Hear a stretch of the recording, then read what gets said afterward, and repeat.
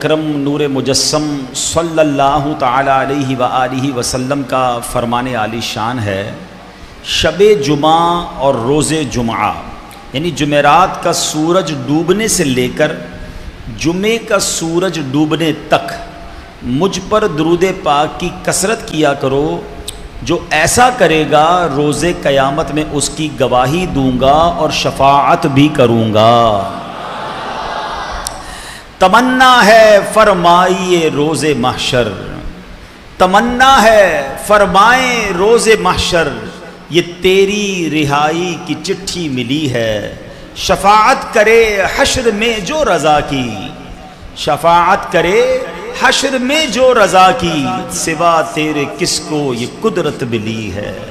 صلو علی الحبیب صلی اللہ تعالی علی محمد صلی اللہ علیہ وسلم۔ درود پاک اپنی زندگی میں شامل رکھیے، اور بالخصوص اس حدیث پاک میں ہم نے سنا کہ جمعرات کی مغرب سے لے کر یعنی سورج ڈوبنے کے بعد سے لے کر جمعے کا سورج ڈوبنے تک، آسان لفظوں میں جمعرات کی مغرب سے جمعے کے غروب آفتاب جمعے کی مغرب تک کثرت سے درود پاک پڑھنے ہیں کہ جو ایسا کرے گا آقا فرماتے ہیں قیامت کے دن اس کی گواہی بھی دوں گا، اس کی شفاعت بھی کروں گا۔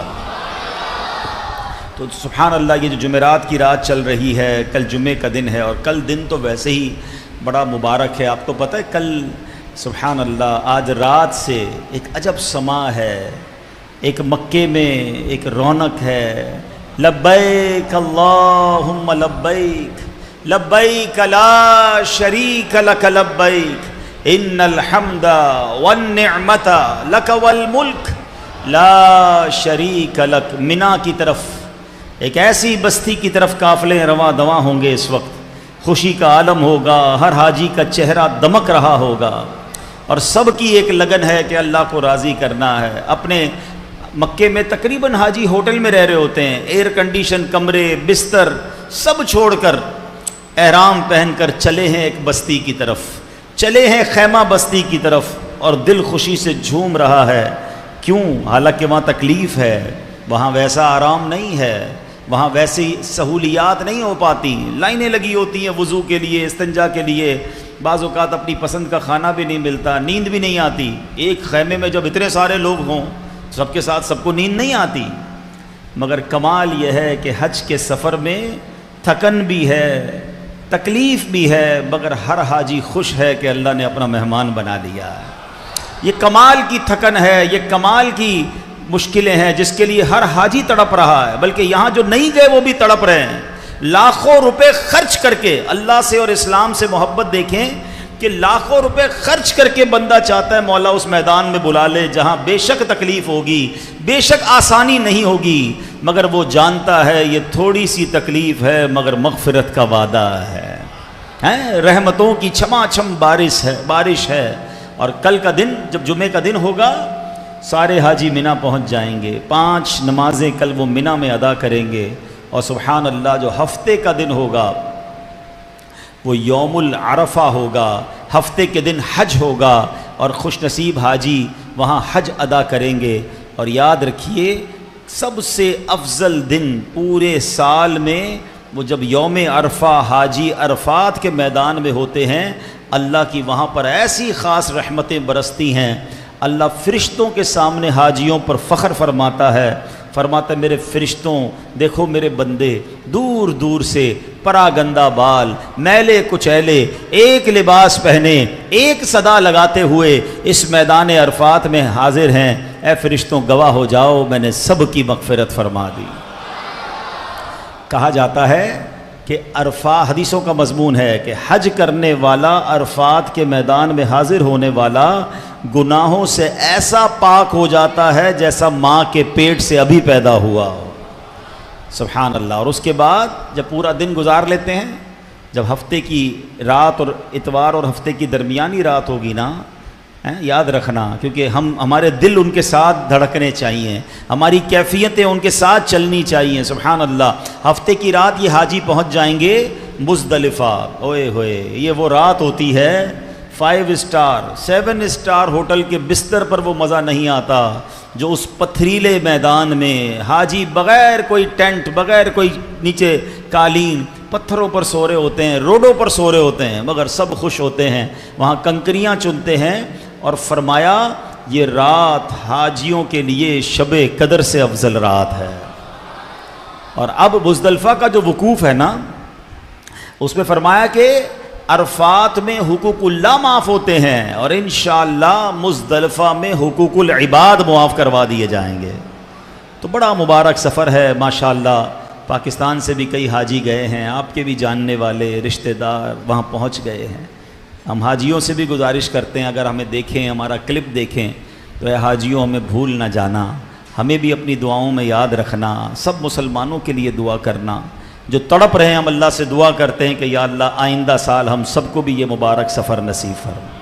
تو بڑی مبارک گھڑیاں ہیں، اگلے 2-3 دن 4 دن جو ہے نا، یہ خاص رحمت الہی کے دن ہیں۔ اور پھر ماشاءاللہ جب پیر کا دن ہوگا تو ہمارے یہاں قربانی ہوگی، اور یہ بھی سنت ابراہیمی ہے، جب کروڑوں لوگ اپنے رب کے حضور جانوروں کی قربانیاں پیش کریں گے، اللہ کی رضا کے لیے اپنا مال خرچ کریں گے، تو ظاہر ہے جب اتنی ساری نیکیاں ہوں تو یہ خاص رحمتوں کے نزول کا وقت ہوتا ہے۔ ہم اللہ سے دعا کرتے ہیں کہ یہ مبارک ایام ساری دنیا کے مسلمانوں کا حج بھی قبول فرما اور سب کی قربانیاں بھی قبول فرما۔ اور ان مبارک ایام میں ہم یہ بھی دعا کرتے ہیں کہ اللہ ہمارے مظلوم فلسطین کے بھائی بہنوں اور بچوں کی بھی غیب سے مدد فرما، ان کو بھی عید کی خوشیاں نصیب فرما دے۔ تو سبحان اللہ، تو اب درود پاک کثرت سے پڑھنا ہے انشاءاللہ۔ آج ایک بڑی عظیم ہستی کا ذکر کرنا ہے، اور وہ ہستی ان سے ہم سب کو ایک خاص تعلق بھی ہے، اور یوں بھی بڑا پیار ہے کہ انہوں نے اپنی زندگی کا اکثر وقت مدینہ طیبہ میں گزارا ہے۔ 75 سال کم و بیش زندگی کے مدینے میں گزارے ہیں، اور سبحان اللہ اس کے بعد آقا کے قدموں میں ہی جان دی ہے، اور آج بھی جنت البقیع میں موجود ہیں۔ اور اے عطاریوں، ہماری زیادہ محبت ان سے کیوں ہے کہ وہ ہمارے دادا پیر بھی ہیں ہمارے پیر و مرشد قبلہ شیخ طریقت امیر اہل سنت مولانا محمد الیاس عطار قادری، اور ان کے پیر و مرشد مولانا ضیاء الدین مدنی۔ تو اللہ کریم تربت مولانا ضیاء الدین مدنی پر کروڑوں رحمتوں کی بارش نازل فرمائے۔ تو وہ بڑی عظیم ہستی ہیں، ان کا عرس کے دن ہیں، 4 ذوالحجہ ان کا عرس منایا جاتا ہے۔ تو آج انشاءاللہ بیان میں ایک مدنی بزرگ کا، ایک مدنی اللہ کے ولی کا، اور آپ کو قطب مدینہ بھی کہا جاتا ہے، ٹھیک ہے نا؟ تو سبحان اللہ ان کا ذکر خیر ہوگا، ان کے پیارے پیارے ہم واقعات سنیں گے، اور دل میں مزید اولیاء کرام سے محبت، اہل مدینہ سے محبت انشاءاللہ بڑھائیں گے۔ ہم شجرے میں ایک شعر پڑھتے ہیں، بڑا پیارا شعر ہے، آؤ اس کو بیل دعا کے طور پہ پڑھ لیتے ہیں۔ پرزیا کر سب کا چہرہ حشر میں اے کبریا، پرزیا کر سب کا چہرہ حشر میں اے کبریا، شاہ ضیاء الدین پیر با صفا کے واسطے۔ یہ انہی ضیاء الدین مدنی کے صدقے ہم دعا کرتے ہیں کہ اللہ ان کے صدقے ہمارا چہرہ قیامت کے دن چمکتا رکھنا۔ آپ کو پتہ ہے قیامت کے دن 2 قسم کے لوگ ہوں گے۔ قرآن میں اللہ فرماتا ہے کچھ چہرے وہ ہوں گے جو اس دن سیاہ پڑ جائیں گے، اور کچھ چہرے وہ ہوں گے جو اس دن مسرور ہوں گے، چمک رہے ہوں گے۔ ہم اللہ سے دعا کرتے ہیں کہ قیامت کے دن کا چمکتا چہرہ نصیب فرما، اس دن کی سیاہی، اس دن کی ذلت و رسوائی سے اللہ ہم سب کو محفوظ فرمائے۔ مولانا ضیاء الدین مدنی رحمۃ اللہ تعالی علیہ کی سیرت بڑی کمال کی ہے۔ محمد عارف قادری ضیائی یہ ایک شخصیت ہیں، اور یہ قطب مدینہ رحمۃ اللہ تعالی علیہ کے مرید ہیں۔ فرماتے 1974 کی بات ہے، میں نے مدینہ منورہ میں مستقل رہائش اختیار کرنے کا ارادہ کر لیا۔ مدینہ پاک میں کاروبار کا ذریعہ بھی بن گیا۔ اب جب والدہ سے اجازت لی تو میری والدہ نے کہا کہ نہیں بیٹا آپ واپس آ جائیں اور کسی طریقے سے پاکستان آئیں، مجھے آپ کی یہاں ضرورت ہے۔ اور والدہ جانتی تھی کہ یہ میرا بیٹا مولانا ضیاء الدین مدنی کا مرید ہے اور ان کے ساتھ ہی رہتا ہے، تو ماں نے سیدی قطب مدینہ کو بھی خط لکھ دیا کہ حضور میرا بیٹا آپ کے پاس آتا ہے، اس کو سمجھائیں اور پاکستان واپس بھیج دیں۔ مولانا ضیاء الدین مدنی نے عارف صاحب کو بلایا اور بلا کر کہا کہ بیٹا آپ کی والدہ کا خط آیا ہے، گھر سے خط آیا، پڑھو اسے۔ خط کو پڑھا، خط میں ماں نے یہی لکھا تھا کہ بیٹا واپس آ جاؤ۔ کہا حضور ماں تو کہہ رہی ہے مگر میرا مدینہ چھوڑنے کو جی نہیں چاہتا ہے، ماں مانی جائے گی، بس میرا جی نہیں چاہتا کہ میں مدینہ چھوڑ کر جاؤں۔ سیدی قطب مدینہ فرماتے بیٹا ماں کا حکم مانو اور واپس جاؤ، اللہ خیر کرے گا۔ آپ نے کہا حضور بس مجھے اجازت دے دیں، میں ماں کو منا لوں گا، وہ تھوڑا عرصہ روئے گی پھر مان جائے گی، مگر مجھے مدینے میں رہنے دیں۔ حضرت قطب مدینہ رضی اللہ تعالیٰ عنہ نے اب جلال میں آ کر فرمایا چلے جاؤ، والدہ کا حکم مانو، تم انشاءاللہ مدینہ طیبہ آؤ گے اور یہیں رہو گے۔ کہتے میں پیر صاحب کا بھی حکم آ گیا، والدہ کا بھی حکم تھا، میں واپس آیا اور امی جان کے ارشاد پر جب واپس آ گیا تو کچھ ہی عرصے میں ایسا کرم ہوا کہ میری دعائیں رنگ لائیں، پیر صاحب نے جو فرمایا تھا ایسا ہی ہوا، پھر مدینے جانا نصیب بھی ہوا اور مدینے ہی میں میرا قیام ہو گیا۔ عاشق مصطفیٰ ضیاء الدین زاہد و پارسا، ضیاء الدین جام عشق نبی کے پلا مجھے، مست و بے خود بنا ضیاء الدین، موت آئے مجھے مدینے میں کر دو حق سے دعا ضیاء الدین، مجھ کو دے دو بقیع غرقد میں اپنے قدموں میں جا ضیاء الدین۔ تو اے میرے پیارے اسلامی بھائیو، اس واقعے سے ایک اور بات سیکھنے کو بھی مل رہی ہے کہ والدین کے جو حکم ہے اس کو ماننا ہے۔ آپ کو معلوم ہے کہ نفلی عمرے یا نفلی حج کرنے بھی بندہ اپنے ماں باپ کی اجازت کے بغیر نہیں جا سکتا۔ اگر ماں کہتی ہے کہ نہ جاؤ، حالانکہ حج ہے لیکن نفلی ہے نا، فرض نہیں ہے، فرض یقیناً پورا کرنا ہوگا، مگر نفلی حج کے لیے والدین کی اجازت کے بغیر نہیں جا سکتا۔ والدین کو ضرورت ہے تو ان کے پاس رہے۔ اب یہ میں یہاں ان لوگوں سے بات کروں گا کہ وہ مدینے میں رہنا چاہتے تھے، اور میں نے آپ کو شرعی مسئلہ بھی بیان کر دیا حج کا۔ ایسے کاموں میں بھی منع ہے اگر ماں اور والد کو ضرورت ہے تو نیکی کے اتنے بڑے کام سے زیادہ ضروری ماں باپ کی خدمت ہے، تو جو بندہ دوستوں یاروں میں بیٹھ کر برے کاموں میں زندگی گزارے اور اپنے ماں باپ کو وقت نہ دے، ماں باپ کی فرما برداری نہ کرے تو اس کا کیا ہوگا۔ اور یہاں میں بیرون ملک میں رہنے والے عاشقان رسول سے بھی بات کروں گا کہ بعض اوقات یورپ میں، افریقہ میں، دنیا بھر میں چلے جاتے ہیں، ماں ادھر پریشان، والد بزرگ بوڑھے پریشان، اور بیٹا کہتا نہیں میں اپنی لائف وہاں گزاروں گا، اور بعض اوقات ماں باپ کو جب انتقال ہو جائے تو چہرہ بھی نہیں دیکھ سکتے۔ ایسا نہ کیا کریں۔ مجھے اچھی طرح یاد ہے، کچھ عرصہ پرانی بات ہے، مجھے ایک نوجوان کا یورپ سے فون آیا، آواز تھوڑی سی اس کی بھرائی ہوئی تھی، کہتا ہے عبدالحبیب بھائی مجھے آپ سے ایک مشورہ کرنا ہے۔ میں نے کہا جی بتائیے۔ کہتے ماں بوڑھی ہے، بیمار ہے، ماں روز مجھے کہتی بیٹا واپس آ جاؤ، پتہ نہیں کب دنیا سے چلی جاؤں گی، میرے بیٹا میرے پاس آ جاؤ۔ وہ کہتا ہے میرا جی بھی چاہتا ہے ماں کے پاس جانے کو، مگر مسئلہ یہ ہے کہ یورپ آ تو گیا ہوں، کاغذات بنے نہیں ہیں، اگر میں واپس چلا گیا تو پھر یورپ نہیں آ سکوں گا، میرے ڈاکیومنٹ ابھی بننے میں ٹائم ہے، پتہ نہیں کتنا ٹائم لگے۔ میں نے اس نوجوان سے کہا کہ بیٹا بات یہ ہے کہ اگر ماں چلی گئی نا تو ماں دوبارہ نہیں آئے گی، تمہارے ڈاکیومنٹس تو بعد میں بھی بن جائیں گے، اور اگر نہ بھی بنے تو خیر ہے، باہر کی 2 روٹی سے ماں باپ کے قدموں کی آدھی روٹی اچھی ہے، بیٹا واپس آ جاؤ اور ماں کی خدمت کر لو، ورنہ زندگی بھر پچھتاؤ گے اگر ماں چلی گئی۔ وہ نوجوان فون پر ہی رونے لگا، کہتا ہے بات آپ کی ٹھیک ہے، اب میں واپس آ جاتا ہوں۔ تو میں ان سب سے بات کرنا چاہتا ہوں جن کے ماں باپ انتظار کر رہے ہیں، بچپن میں انہوں نے ہمیں پال پوس کر بڑا کیا، آج بڑھاپے میں ان کو ہماری ضرورت ہے۔ ارے بیرون ملک والوں کو چھوڑو، آج شہر کراچی میں رہ کر اپنے ماں باپ کے پاس لوگ نہیں جاتے، اپنے گھر کے پاس رہ کر ماں باپ کے لیے ٹائم نہیں ہوتا، گھر میں جائیں تو ماں باپ کو کہتے ہیں ہمارے پاس ٹائم نہیں ہے، آپ تو ہمیشہ وہی پرانی باتیں کرتی ہو، آپ تو ہمیشہ وہی پرانی باتیں ابو جان کرتے ہیں، ہمیں مزہ نہیں آتا آپ کے پاس بیٹھنے کے لیے۔ ہمیں کیا ہو گیا ہے؟ یقین کریں میں آپ کو صحیح بتا رہا ہوں، یہ دکھ شاید آپ ابھی نہیں سمجھ پا رہے، دوستوں میں اور جو دنیا کی رنگینیوں میں بزی ہیں، جس کے ماں باپ چلے گئے نا اس سے پوچھو، اب وہ کتنے یاد آتے ہیں. اب بندہ کہتا ہے کاش تھوڑا وقت بتاتا, ماں بلاتی تھی کاش اور بیٹھتا, والد کے پاس اور بیٹھتا, ان کے پیر دباتا, ان کی خدمت کرتا, کچھ ایسی باتیں کرتا کہ والد کے چہرے پر اور مسکراہٹ لاتا.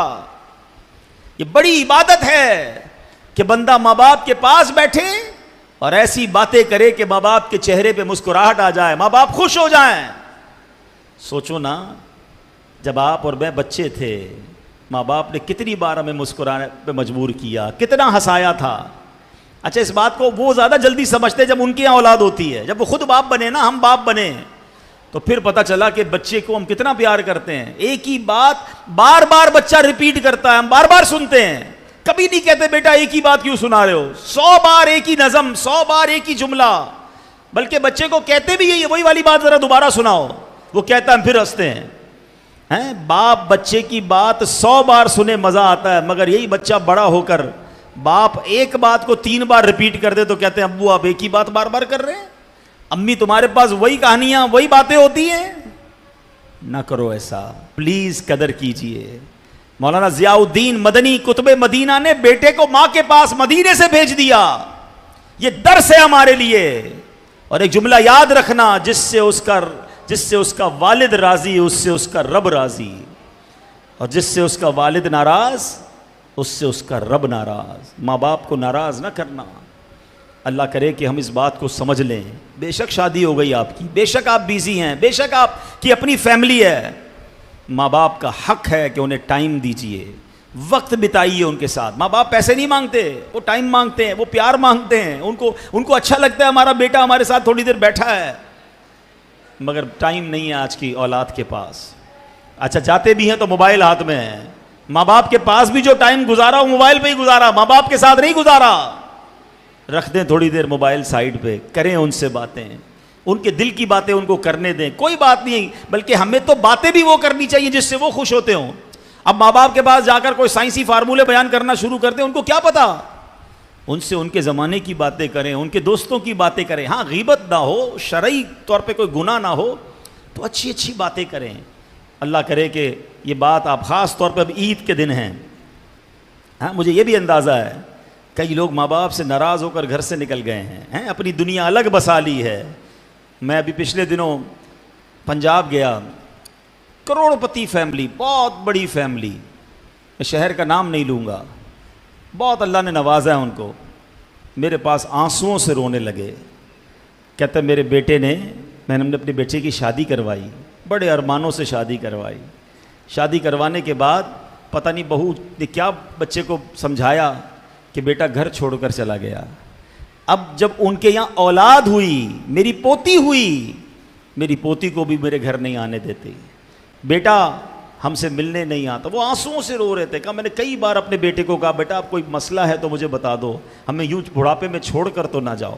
میں یہ سمجھتا ہوں بعض اوقات ماں باپ کا بھی قصور ہوتا ہے, لیکن وہ ہیں تو ہمارے ماں باپ نا, انہیں دکھ تو نہ دیں, بڑھاپے میں تو دکھ نہ دیں. تو اے میرے پیارے اسلامی بھائیوں, شادی کے بعد بھی ماں باپ کو چھوڑ کے نہیں جانا. میں یہاں ماں باپ سے بھی گزارش کر لیتا ہوں, کیونکہ عید کے دن ہیں. آپ نے بھی ہو سکتا ہے سختیاں کی ہوں گی, آپ نے بھی ہو سکتا ہے اپنے بچوں کو گھر سے نکال دیا ہوگا. نہ کریں ایسا. تھوڑی سی زندگی ہے, خوشیوں کے ساتھ جئیں, گھر جوڑ کے جئیں. توڑ کے کب تک جیو گے. آپ اسے معاف کر دیں. بیٹے سے بھی گزارش ہے چلا جائے, ماں باپ کے پیر پکڑ لے, کتنی ناراض کیوں نہ ہو, جب آپ پیر پکڑ لیں گے تو وہ بھی معاف کر دیں گے. اللہ کرے ہمارے گھر مل جائیں, ہم محبتوں کے ساتھ رہیں, پیار کے ساتھ رہیں. کبھی زندگی میں ایسا کام مت کرنا کہ ماں باپ کے دل دکھ جائیں, کیونکہ ان کے دل دکھ گئے نا, اور اگر وہ خدا نہ خواستہ تم سے ناراض دنیا سے چلے گئے, پھر ساری زندگی پچھتاؤ گے کہ کاش میں انہیں منا لیتا, میں ان کو راضی کر لیتا. تو بہرحال سیدی قطب مدینہ رحمۃ اللہ تعالی علیہ کی بات ہو رہی ہے, اور اللہ والوں کی زبان سے کوئی بات نکل جائے نا, اللہ اسے پوری فرما دیتا ہے. اللہ والوں کی بڑی شان ہوتی ہے. بخاری شریف کی حدیث ہے, لمبی حدیث ہے, اس کا ایک حصہ یہ ہے, سرکار دو عالم علیہ السلام نے فرمایا من عادى لی ولیا فقد آذنتہ بالحرب, جو میرے کسی ولی سے دشمنی رکھتا ہے میں اس سے اعلان جنگ کر دیتا ہوں, میں اس سے اعلان جنگ دیتا ہوں. یعنی رب اس سے جنگ کا اعلان فرماتا ہے. مجھے ایک بات بتاؤ, اللہ سے جنگ کر کے کوئی جیتا ہے؟ بربادی ہونا ہے نا. تو کسی اللہ کے ولی سے دشمنی نہیں کرنی ہے, اب آپ کہیں ہم تو اللہ کے ولیوں سے دشمنی نہیں کرتے، کچھ بدبخت تو وہ ہیں جو مزارات میں اولیاء چلے گئے ان کی گستاخیاں کر رہے ہیں، مگر ہمیں یہ تو نہیں پتا نا کہ دنیا میں اس وقت کون کون ولی ہے۔ بات ذرا سمجھیے گا، بڑی باریک بات ہے۔ اس وقت ماشاءاللہ جامع مسجد کلثوم نام ہے مسجد کا، ہم جامع مسجد کلثوم میں موجود ہیں، شاہ فیصل کالونی میں، ماشاءاللہ کتنی بڑی تعداد میں اسلامی بھائی ہیں۔ ہمیں کیا پتہ اس میں کون کون اللہ کا ولی ہے؟ اللہ نے اپنے ولیوں کو اپنے بندوں میں چھپا کے رکھا ہے، ہمیں نہیں پتا کہ آج ہمارے ساتھ جو بیٹھا ہے کاندھے سے کاندھا ملا کر، جس کے ساتھ ہم نماز پڑھ رہے ہیں، یا جناب آتے آتے جو مسجد کے باہر خادم کھڑا ہے، ہمیں نہیں پتا اس وقت مجمع میں کون کون اللہ کا ولی ہے۔ تو اللہ کے ولی سے دشمنی، اللہ جنگ کا اعلان کر رہا ہے تو ڈرنا ہے نا۔ تو اس کا مطلب یہ ہوا کہ ہمیں پھر سب سے ادب سے پیش آنا ہے، سب سے محبت سے پیش آنا ہے، کیونکہ اگر کسی اللہ کے ولی کی گستاخی ہو گئی تو پھر بربادی ہے۔ وہ واقعہ مجھے یاد آیا، امیر اہل سنت نے اپنی پرانی فیضان سنت میں واقعہ لکھا تھا کہ ایک اللہ والے تھے، بڑے بزرگ تھے، کہیں سے جا رہے تھے، تو ایک بری عورت اپنے دوست کے ساتھ برے تعلقات رکھنے والی ایک جگہ بیٹھی تھی، اور وہ بزرگ، بارش کا وقت تھا تو ان کے پیر پانی پہ پڑا، چھینٹے اڑے اور اس جو غلط عورت تھی اس کے کپڑے پہ پڑ گئے۔ اب جو اس کا یار تھا اس کو بڑا غصہ آیا، نیچے اترا اور بزرگ کو چانٹا مار دیا۔ انہوں نے اللہ، یا اللہ تیری مرضی، یا اللہ تیرا شکر کہا اور آگے چلے گئے۔ تھوڑا آگے گئے تو ایک حلوائی کی دکان تھی، وہ جانتا تھا یہ اللہ کے بڑے نیک بندے، کہا حضرت آئیے آئیے، بارش کا سیزن ہے، یہ ذرا تھوڑا سا دودھ کا گرم پیالہ پیجیے۔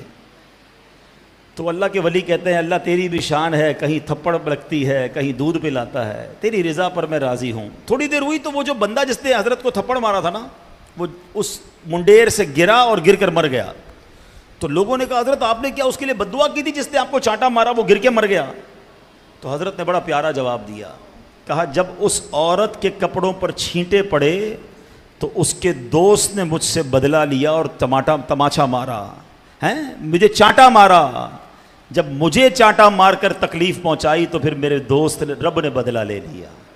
اللہ کے ولی اللہ کے دوست ہوتے ہیں، اگر ان کی شان میں گستاخی ہو گئی تو برباد ہونے میں ٹائم نہیں لگے گا۔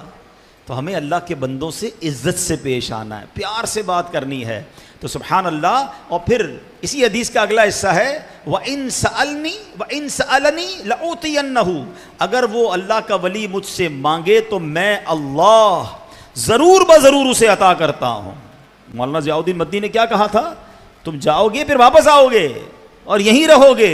ایسا ہی ہوا، کہتے میں واپس بھی پہنچ گیا، وہاں مسکن بھی بن گیا۔ تو اللہ والوں کی زبان سے نکل جائے پھر رب اسے پورا فرما دیتا ہے۔ تو ہمیں اللہ والوں سے محبت کرنی ہے، اللہ کے نیک لوگوں سے دوستی کرنی ہے۔ اب آئیے کتب مدینہ مولانا ضیاء الدین مدنی رحمۃ اللہ تعالی علیہ کا کچھ تعارف بھی سن لیتے ہیں۔ آپ کی ولادت 1877 سنہ ہجری میں ہوئی۔ سیال کوٹ آپ کا آبائی شہر ہے، آپ کا پیدائشی نام احمد بختار ہے، آپ کے دادا جان نے آپ کا نام ضیاء الدین رکھا۔ آپ مسلمانوں کے پہلے خلیفہ حضرت ابوبکر صدیق رضی اللہ تعالیٰ عنہ کی اولاد سے ہیں۔ آپ کا خاندان علماء اور صوفیہ کا گھرانہ تھا۔ آپ کے آباء و اجداد میں شیخ عبداللہ قادری رحمۃ اللہ تعالیٰ علیہ صاحب کرامت ولی تھے۔ تقریباً 16ویں صدی عیسوی میں ہجرت کر کے مدینہ منورہ چلے گئے۔ اسی میں شیخ عبدالحلیم قادری بھی آپ کے آباء و اجداد میں سے ہیں۔ یہ بھی بڑے باکمال عالم و صوفی تھے۔ سیدی قطب مدینہ اولیاء کرام سے بہت ہی محبت فرمایا کرتے، خود فرماتے ہیں میرے آباء و اجداد تمام ہی قادری یعنی غوث پاک کے مرید تھے۔ قطب مدینہ کی عادت تھی کہ حضور غوث پاک رحمت اللہ تعالی کا نام سنتے تو ادب سے سر جھکایا کرتے۔ سیدی قطب مدینہ رحمت اللہ تعالی نے دورہ حدیث شریف یعنی عالم کورس کی تکمیل پیلی بھیت ہند سے کی۔ آپ کی دستار بندی سبحان اللہ، پتہ ہے آپ کے سر پر امامہ کس نے باندھا؟ سیدی اعلیٰ حضرت امام اہل سنت نے آپ کے سر پر امامہ باندھا تھا۔ اعلیٰ حضرت کے آپ خلیفہ بھی ہیں، اور 18 سال کی عمر مبارک میں اعلیٰ حضرت نے آپ کو خلافت عطا فرمائی۔ کلی ہیں گلستان غوث الورا کی، کلی ہیں گلستان غوث الورا کی، یہ باغ رضا کے گلے خوشنما ہیں۔ 1910 میں آپ مدینہ منورہ میں حاضر ہوئے۔ 70 سال سے زیادہ عرصہ آپ کا مدینہ منورہ میں قیام رہا اور آخر مدینے ہی میں انتقال ہوا اور آپ کا مزار جنت البقیع میں ہے. سبحان اللہ. تم کو کتب مدینہ یا مرشد علماء نے کہا ضیاء الدین 500 سال تک مدینے میں تم نے بانٹی ضیاء الدین. سیدی قطب مدینہ بڑے ملنسار تھے، جو بھی آتا مرحبا مرحبا کہہ کر اس کا استقبال کرتے. خود امیر اہل سنت فرماتے ہیں کہ میں جب قطب مدینہ کی بارگاہ میں حاضر ہوتا تو سیدی قطب مدینہ جب ان سے کہا جاتا حضور دعا کریں تو اتنی بڑی ہستی ہو کر آپ کہا کرتے میں تو دعا گو بھی ہوں اور دعا جو بھی ہوں، یعنی دعا کرتا بھی ہوں اور آپ سے دعا کا طلبگار بھی ہوں. سبحان اللہ. حسن اخلاق کے پیکر ہیں، آنے والوں کو مرحبا کہہ کر استقبال کر رہے ہیں. یہ بھی ہماری تربیت ہے. بعض اوقات ہم کہیں بیٹھے ہوتے ہیں، کوئی آتا ہے نہ مسکراتے ہیں، نہ کھڑے ہو کر استقبال کرتے ہیں، نہ جناب اسے ویلکم کرتے ہیں. نہیں، سنت یہ ہے، ادب بھی یہ ہے، اور جس کو کہیں کہ اخلاق بھی یہ ہے کہ آنے والے کو پتہ چلے کہ میرے آنے کا نوٹس لیا گیا ہے، میرے آنے پر کوئی خوشی ہوئی ہے. تو ایسا نہیں ہونا چاہیے، اچھے انداز سے استقبال کرنا چاہیے. حضرت جریر بن عبداللہ رضی اللہ تعالیٰ عنہ صحابی ہیں. آپ ایک مرتبہ بارگاہ رسالت میں حاضر ہوئے. نبی کریم علیہ الصلوۃ والسلام گھر پر تھے، بہت سارے صحابہ بھی حاضر تھے، گھر میں بیٹھنے کی جگہ نہیں تھی. حضرت جریر دروازے کے باہر ہی بیٹھ گئے. حضرت جریر بن عبداللہ دروازے کے باہر ہی بیٹھ گئے. نبی پاک علیہ الصلوۃ والسلام نے دیکھا تو دریائے کرم جوش میں آیا. میرے آقا نے اپنی چادر مبارک اٹھائی، حضرت جریر کو دی، فرمایا اے جریر چادر بچھاؤ اور اس پر بیٹھ جاؤ. اب وہ تو صحابی تھے، سرکار کی چادر پر کہاں بیٹھنا تھا. انہوں نے تبرک لی، چادر کو چوما، سر پہ لگایا. لیکن نبی پاک کا اخلاق دیکھیں، ہیں اپنے صحابی کے لیے اپنی چادر پیش کر رہے ہیں. ہمارا حال کیا ہوتا ہے؟ مجھے دری پہ جگہ مل جائے، مجھے پنکھے کے نیچے جگہ مل جائے، مجھے ذرا اچھی جگہ مل جائے، کہیں میری جگہ پہ کوئی اور نہ بیٹھ جائے. مسجدوں میں بھی یہ معاملات چل رہے ہوتے ہیں. تو ایسا نہ کیا کریں، ایثار کیا کریں، اور بھائیوں کو بھی بھلا ہو جائے، ان کے لیے بھی آسانی ہو جائے. جو دوسروں کے لیے آسانی کرتا ہے، جو دوسروں کے لیے اچھا کرتا ہے، اللہ اس کے کام اچھے کر دیتا ہے. میرے آقا کے اخلاق کریمہ کیسے! ایک مرتبہ قبیلہ دوس، وہاں سے 400 افراد تشریف لائے. نبی پاک نے جب ان کے پاس وہ آئے کیسے استقبال فرمایا، موتیوں جیسے الفاظ تو سنو. نبی پاک فرما رہے ہیں مرحبا احسن الناس وجوہا واطیبہ افواہا واعظمہ ابانا. خوش آمدید، کتنے اچھے چہروں والے، پاکیزہ منہ والے اور امانت داری میں بہت عظمت والے لوگ آئے ہیں. آنے والوں کی تعریف فرما رہے ہیں. ایک بار ام ہانی رضی اللہ تعالیٰ عنہ یہ نبی پاک کی بارگاہ میں آتی ہیں. آقا فرماتے مرحمن بام ہانی، یعنی ام ہانی کو خوش آمدید. اللہ کے حبیب ہیں، آنے والے کو مرحبا کہہ کر پکار رہے ہیں، تعریف کر کے ویلکم کر رہے ہیں، چادر بچھا کر ویلکم کر رہے ہیں. اور ہم ٹس سے مس نہیں ہوتے. اب بیٹھ جاؤ، بس بیٹھ جاؤ، آگے بھائی بیٹھ جاؤ. اخلاق، پیار، اس سے دلوں میں جگہ بنتی ہے. اللہ کرے کہ ہم مسکرانے والے بن جائیں، اچھے انداز میں بات کریں. نبی پاک علیہ الصلوۃ والسلام فرماتے ہیں اپنے مسلمان بھائی سے کھلے ہوئے چہرے کے ساتھ ملنا بھی نیکی ہے. کھلا ہوا چہرہ ہو، ویلکم، پتہ چلے اس کو کہ آپ آئیں. تو دیکھیں ایک بات یاد رکھیے گا، یہ مجھے بھی اچھی طرح اندازہ ہے کہ غم ہوتے ہیں، تکلیف بھی ہوتی ہے، بندہ دکھی بھی ہوتا ہے. لیکن میرا دکھ میرا ہے نا، جو مجھ سے ملنے آیا اس کا نہیں ہے. میری ٹینشن میری ہے، وہ تو مجھ سے ملنے آیا نا، اس کو بھی میں ٹینشن دے رہا ہوں. ایسا منہ تربوز کی طرح بنا کے رکھا ہوا ہے، بھائی پتہ نہیں کتنا پریشان ہوں. اس کو کیا پتا آپ کیوں پریشان ہیں، اور اس کو بتانا بھی کیوں ہے. ایک جملہ بڑا مشہور ہے اور محاورتاً ساری بول رہے ہوتے ہیں، اللہ پاک آپ کو صبر جمیل عطا فرمائے، صبر جمیل پر اجر عظیم عطا فرمائے. اب ان حاجی صاحب سے پوچھ لو حضرت صبر جمیل کیا ہے، تو کہیں گے کسی جمیل بھائی کا صبر ہوگا. نہیں، ڈیفینیشن آف صبر جمیل یہ ہے کہ جو مصیبت میں ہے اور جو مصیبت میں نہیں ہے، ان دونوں کو دیکھو تو پتہ نہ چلے کہ کون مصیبت میں، دونوں فریش لگ رہے ہیں. یعنی